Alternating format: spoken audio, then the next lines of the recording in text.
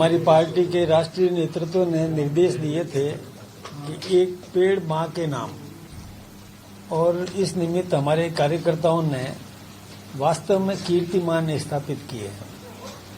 किसी क्षेत्र के अंदर, किसी जिले में 55,000 से अधिक पेड़ लगा दिए, किसी स्थान पर 1 लाख से अधिक पेड़ लगा दिए, और ऐसा करके और कई लोगों ने तो इतना बीड़ा उठाया है। विशेष रूप से मैं पाली जिले में एक हिमावत ट्रस्ट है, उसने भी नीम के पेड़ लगाने का जो अभियान चलाया और खूब नीम के पेड़ लगाए सड़क के किनारे। वो शानदार दृश्य भी देखने को मिलता है। वो रख रखाव भी वो खुद ही सुनिश्चित करते हैं।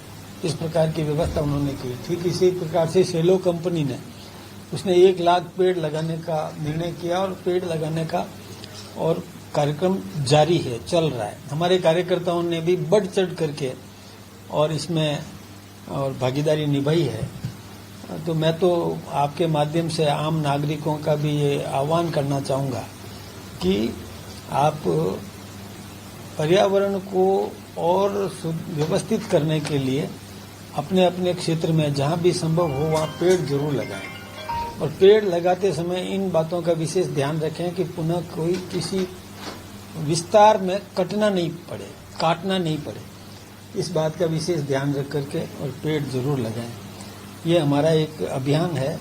एक दूसरा मैं निवेदन करना चाहूंगा कि इन दिनों कुछ दुर्घटनाओं की सूचनाएं मिल रही है। बड़ा दुख होता है, कहीं पर भी किसी भी प्रकार की कोई दुर्घटना होती है और इस परिवार का चिराग उसमें बुझ जाता है, समाप्त हो जाता है, तो उस परिवार की स्थिति के बारे में आंकलन किया जा सकता है। बड़ी विकृति हो जाती है। तो मैं आह्वान करना चाहूंगा कि सावधान रहें। किसी भी प्रकार से यदि नदी नाला बहता है तो उसमें अति उत्साह दिखा करके अंदर नहीं घुसें। आज ही एक कोई घटना हो गई थी यहाँ दौसा के पास में, और वहां पर एक ट्रक ऊपर तारों से टच हो गया और उसमें कुछ का मतलब यात्री थे, धार्मिक स्थल से लौट रहे थे, और उनमें से 3 तो हताहत हो गए, कई घायल भी हुए बिजली के करंट से जुड़े। तो सावधानी जरूरी है। उत्साह के अंदर केवल उत्साह में और व्यवस्था भूल जाएं, ये ठीक बात नहीं है। व्यवस्थित तरीके से शांति से यदि धीरे धीरे चल करके निकलें तो उसका कोई भी नुकसान नहीं होगा, अन्यथा नुकसान की संभावनाएं होती है। तो मेरा तो यही 2-3 निवेदन थे कि इन दिनों सावधानी जरूरी है। अति उत्साह में कोई पानी में नहीं उतरे, बांधों में या तैरने की दृष्टि से किसी भी रूप से खेतों में, खड्डानों में कहीं पानी भर जाता है तो खड्डे का पता नहीं रहता और उसमें बच्चे भी डूब जाते हैं, कोई व्यक्ति भी डूब जाता है। तो सुरक्षा का पूरा ध्यान रखें, यही मुझे आप सबसे निवेदन करना है। वैसे धनखड़ साहब के इस्तीफे के बाद में अलग से सियासी चर्चाएं हो रही है। कांग्रेस लगातार सवाल भी खड़े करेगी अचानक ऐसा क्या हुआ कि वो इस्तीफा दे रहे हैं, क्योंकि स्वास्थ्य भी ठीक था, दिन भर असेंबली चला रहे थे। आज सुबह अशोक इसमें बोल रहे थे, अशोक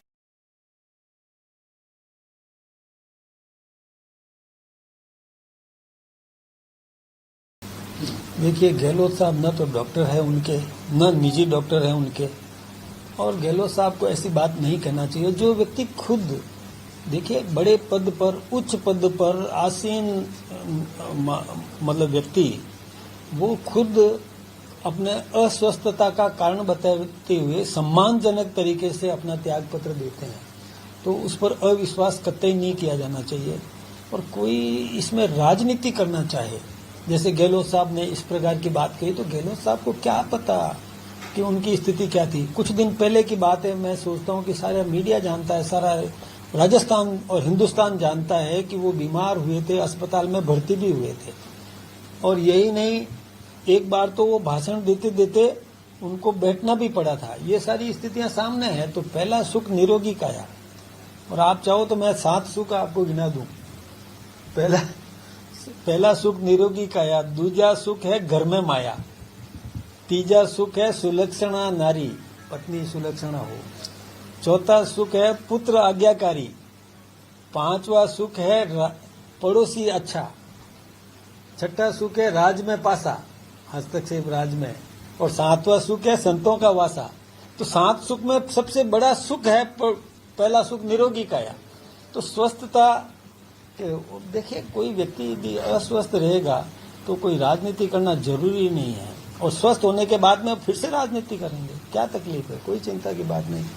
मैं एक आपको बताऊं कि मैं हाउस में था, हंगामा कांग्रेस कर रही थी, वो 11:45 तक वो सदन पर बैठे रहे, हाउस चलाया, संघर्ष करते करते हाउस चलाया।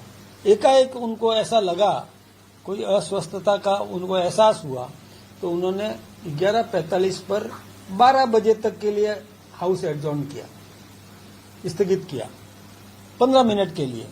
तो हमको भी लगा कि 15 मिनट के लिए एडजॉर्न क्यों किया।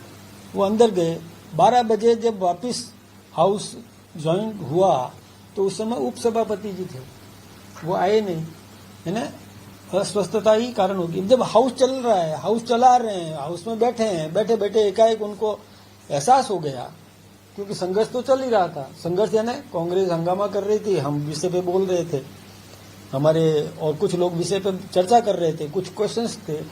0 आवर चल रहा था। 0 आवर में व्यक्ति अपने अपने क्षेत्र की कोई बात रखता है। उस 0 आवर में वो नाम पुकारते जाते थे, लोग बोलते जाते थे। एकाएक 11:45 पर उनको एहसास हुआ होगा और हाउस एडजॉर्न किया, स्थगित किया। स्थगित करके वो चैम्बर में गए। उसके बाद 15 मिनट बाद में जब हाउस ज्वाइन हुआ तो उपसभापति जी चेयर पे थे, वो चेयर पे नहीं आए।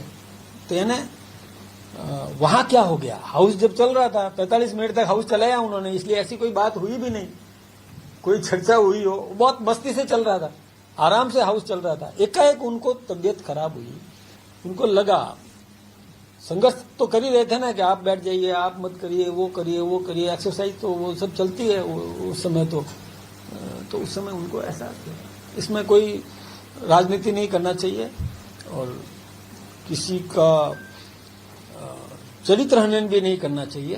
बिल्कुल शुद्ध दृष्टिकोण से उनके इस्तीफे को पढ़ लेना चाहिए। पढ़ने में भी बहुत गरिमापूर्ण तरीके से उन्होंने लिखा है, इस बात को सबको समझना चाहिए। अशोक गहलोत ने यह भी कहा है कि जितनी भी संवैधानिक संस्थाएं हैं उनको खत्म किया जा रहा है, ये उसका एक प्रमाण है, इस्तीफा उपराष्ट्रपति का।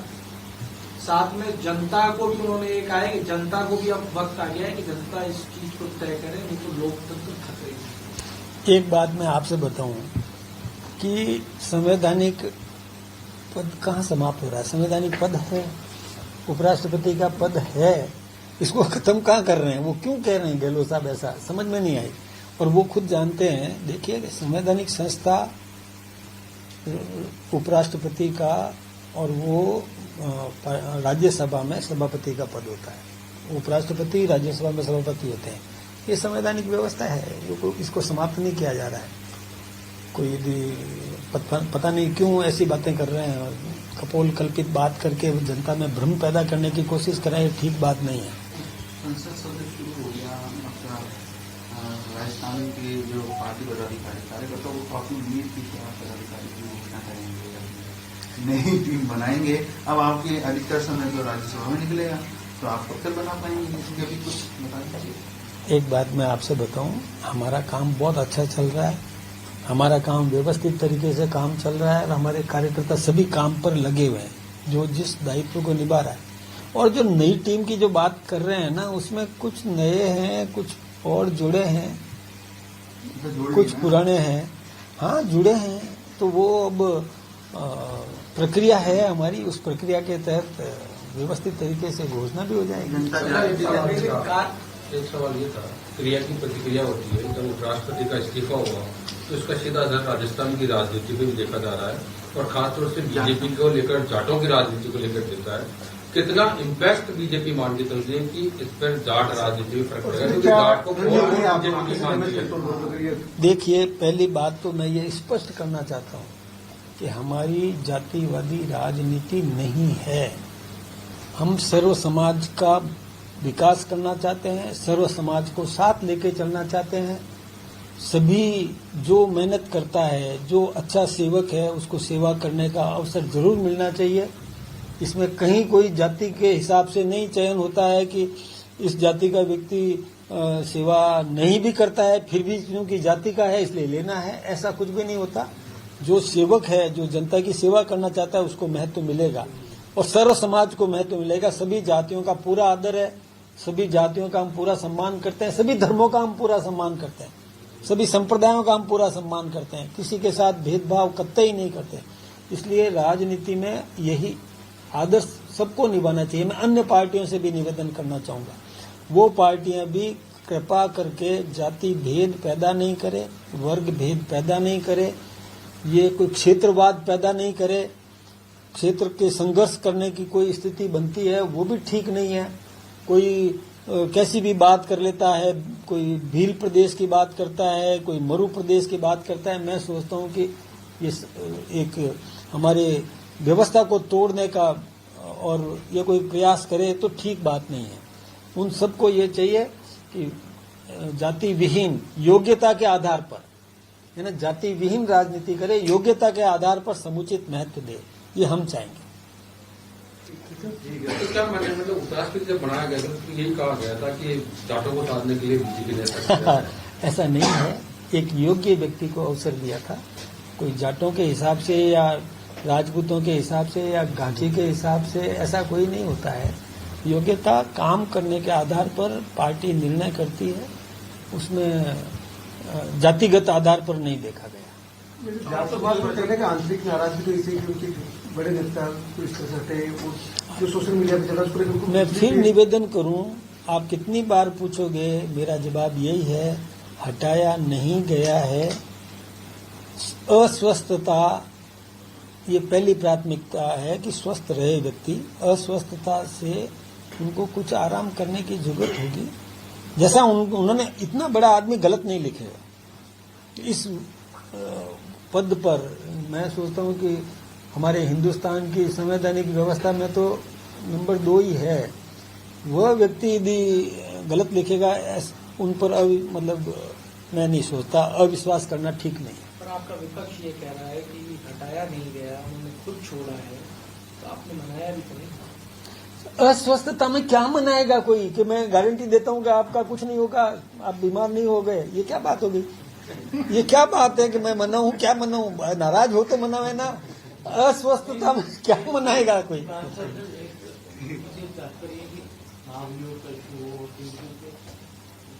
शिवराज सिंह चौहान सुप्रीमो नेचर नजर आ रहा था।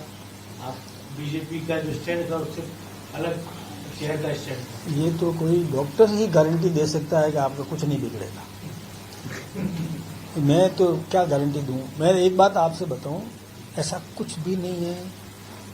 केवल उनकी अपनी खुद की अस्वस्थता, इस कारण से उन्होंने त्यागपत्र दिया है। उन्होंने लिखा भी है स्पष्ट, और मैं हाउस में था, मैं सामने बैठा हूं, मैंने देखा है 11:45 तक वो आराम हाउस चला रहे थे। संघर्ष था, विपक्ष खड़गे साहब और उनकी पूरी टीम हंगामा कर रही थी, इधर सत्ता पक्ष वाले शांति से बैठे बैठे अपनी बात रख रहे थे। वो एक एक का नाम पुकारते जाते थे और वो जिसका नाम पुकारा गया वो बोलता भी था। वक्ता ने बोला, शून्यकाल चल रहा था, शून्यकाल में उस दिन 28 सदस्य थे, 28 सदस्य थे जो शून्यकाल में बोलने वाले थे। 18 तक जो बोले और उसके बाद उनकी अचानक तबियत ठीक मतलब अस्वस्थता नजर आई, तो उन्होंने 11:45 पर हाउस रोका, फिर वो अंदर गए। 12 बजे फिर हाउस मिला और प्रश्नकाल चला। हमारी राज्यसभा तो चली है, उसके बाद हरिवंश जी ने जो उपसभापति है उन्होंने चलाया है।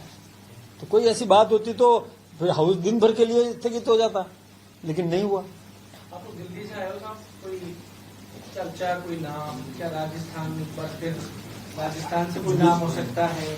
देखिए, मैं दिल्ली से आया हूँ और यही आप राजस्थान की खुशहाली की कामना करते हुए आया हूँ। उपराष्ट्रपति के नाम जाना चाहेंगे आप? कोई राजस्थान से गुबार चल रही है, वो मुझे नहीं बनाने वाले हैं।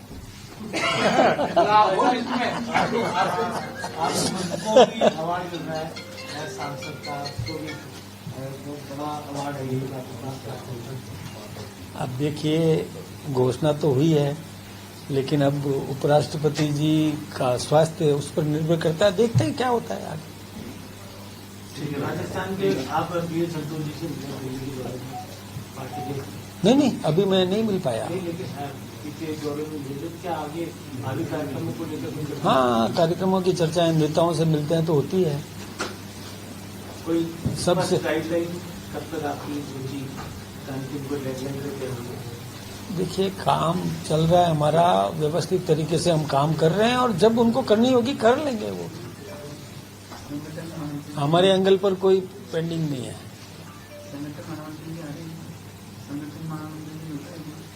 हमने मांग की है, हमने मांग की है ताकि मैं आपके बीच में ज्यादा रह सकूं।